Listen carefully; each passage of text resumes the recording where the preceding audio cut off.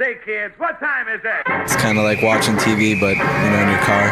104.7 The Cave, Mike the Intern, Jay Stevens in the studio. This is Dark Side of the Stream, episode 177 of the documentary that I picked while Jay fixes his phone. You would think we'd have an awesome intro music by now, episode 190. We don't have time for that because we spent all our time watching documentaries. Right. So you don't have to.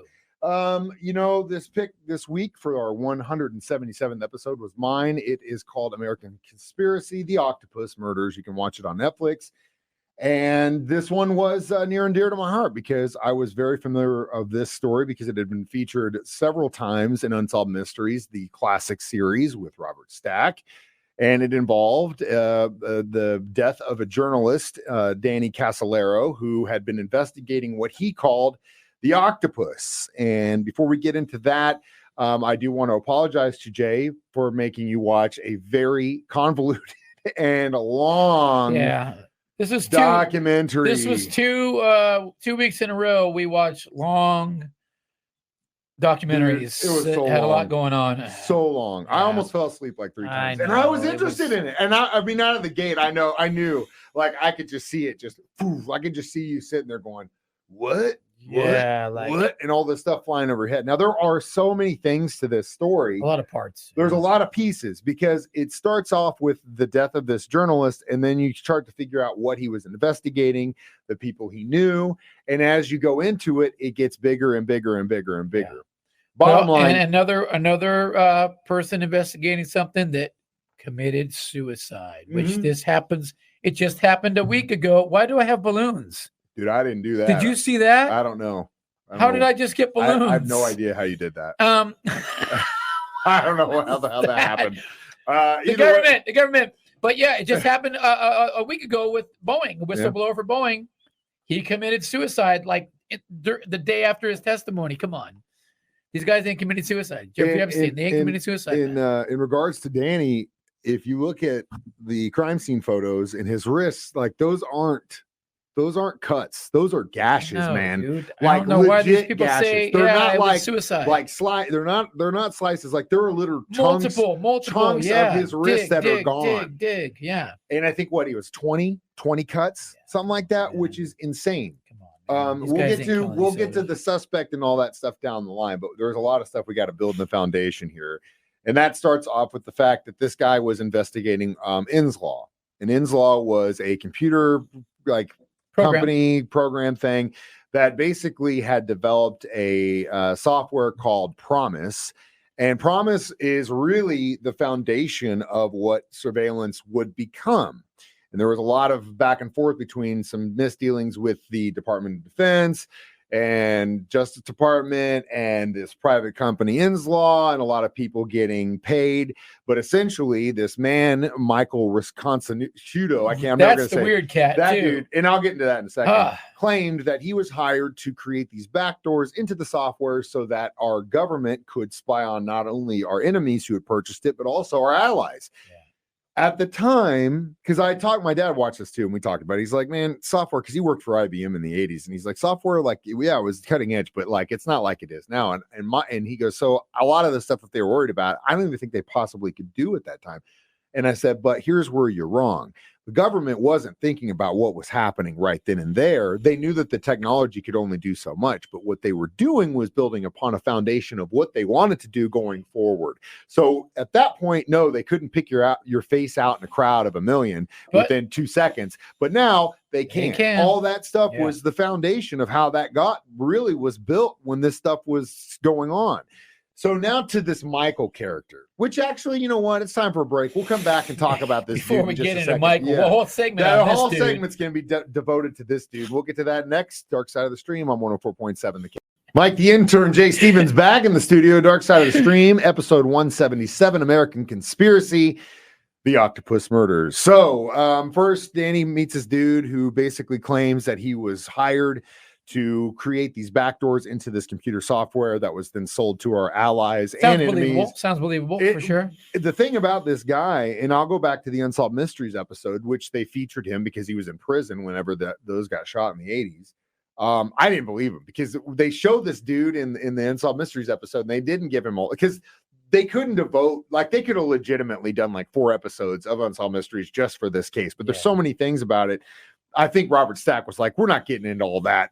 Anyway, so they show this guy. I remember seeing him and being like, oh, this dude wrote computer software? Really? Well, then in the documentary, you get some background behind this guy, and he was actually a genius. Yes. He was an engineer. He could build things. He was also a chemist. He was also cooking copious amounts of LSD. These guys are weird guys, you know. These guys are weird guys, but they've got skills. They had skills. Now, where I think he was involved, there were certain things that he talked about that I think were true.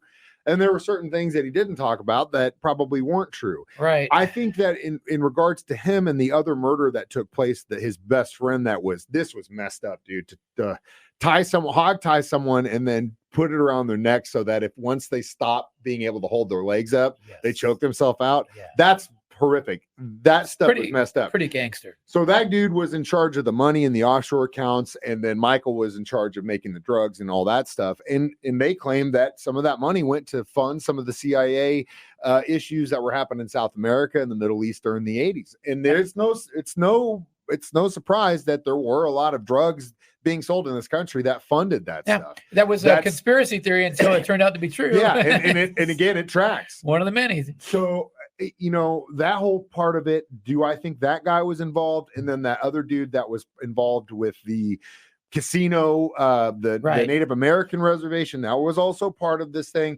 So I think it's like, did the government... So as the investigator is looking at all this, he's like, oh, this is just a smaller piece of a bigger thing. But that's the genius part about this whole thing is, they got their hands in everything, but it's such a small little taste of so much that how do you really trail it back? There's intermediate. Why they do this. There's all these intermediator guys like the 2 dudes that were involved in the reservation shenanigans. Right. Like those are the go-betweens. And you get so many little bits and pieces, little puzzle pieces. It's hard to put it all together. And then also you get these wild characters that nobody's going to believe. Like you didn't believe that guy wrote, but because people are going to write him off. Well, this dude's crazy. But then some of that stuff tracks out. It's planned out that way it can't be traced because people are going to go, oh, that guy's crazy. Forget what he says. Yeah. Well, when literally that guy's telling you what's going on. I mean, ultimately the story either cost the life of a journalist because he just lost it or he was killed because he got too deep. Got too deep and too close to the story.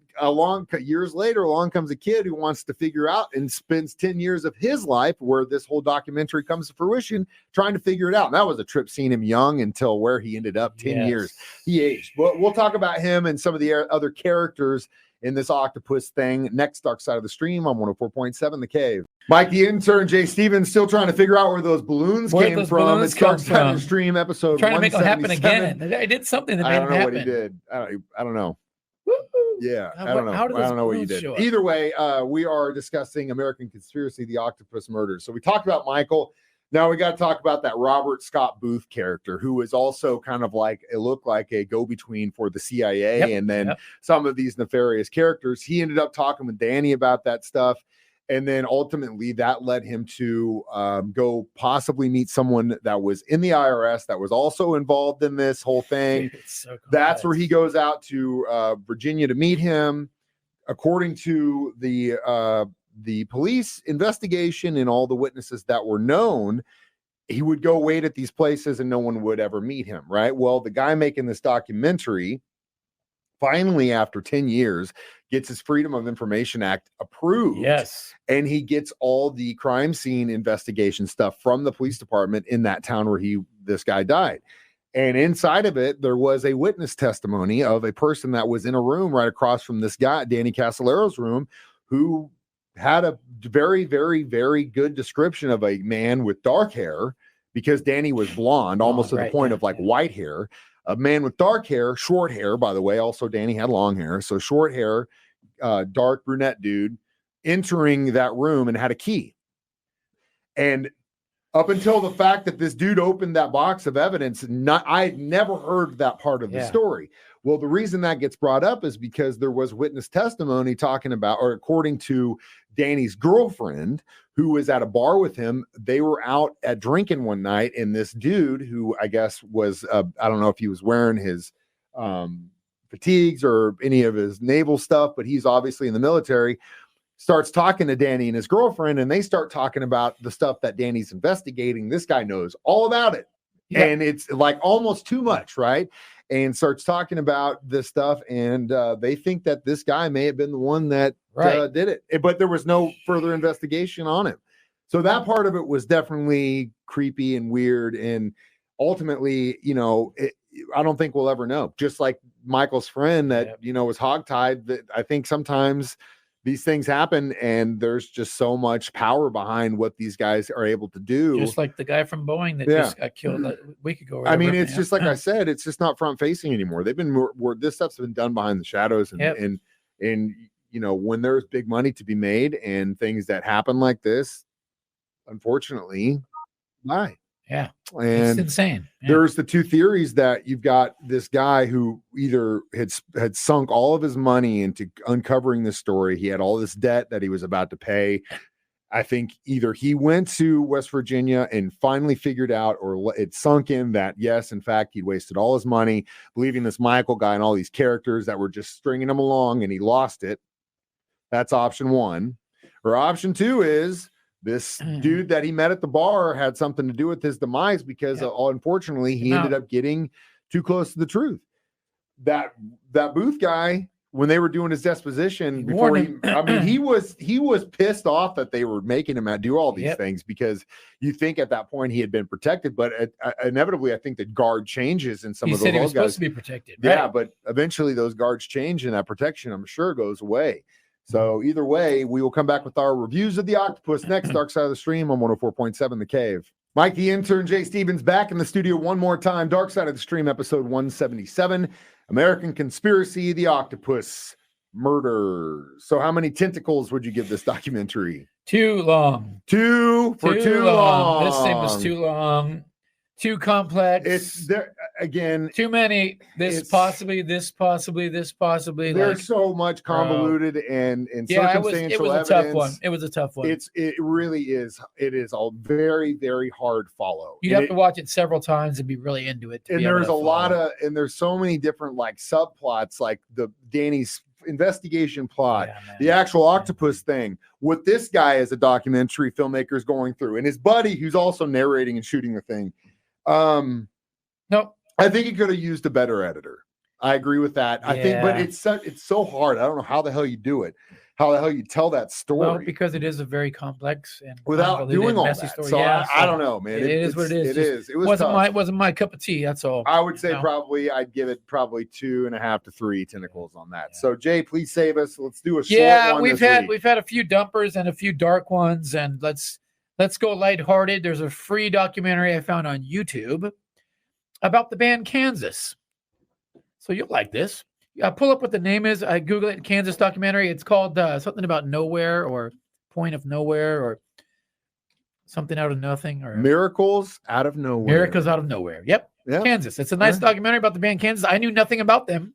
Okay. I didn't even know they were actually from Kansas. So there are some crazy stories about this band. You'd think that there's some great ones. They were just good old boys in progressive rock, but no, they like to party a little hard. It's a great, easy watch, fun, and it chronicles their whole path. And they were just as surprised as anybody else they got famous. They actually played my parents' high school at one of their dances back in the day. So either way, we'll talk about Kansas next week. Dark Side of the Stream, episode 178. You can download these as a podcast for free on our 104.7 The Cave app. Watch us do it live on Facebook or YouTube every Thursday at 9 a.m. You can also listen to it during my show at that time, or Jay's show at 6 p.m. I am Mike the Intern. That's Jay Stevens, and we remind you, we watch documentaries, so you don't have to. Where's the balloons again? Dark Side of the Stream on 104.7 The Cave. I don't know how the balloons came.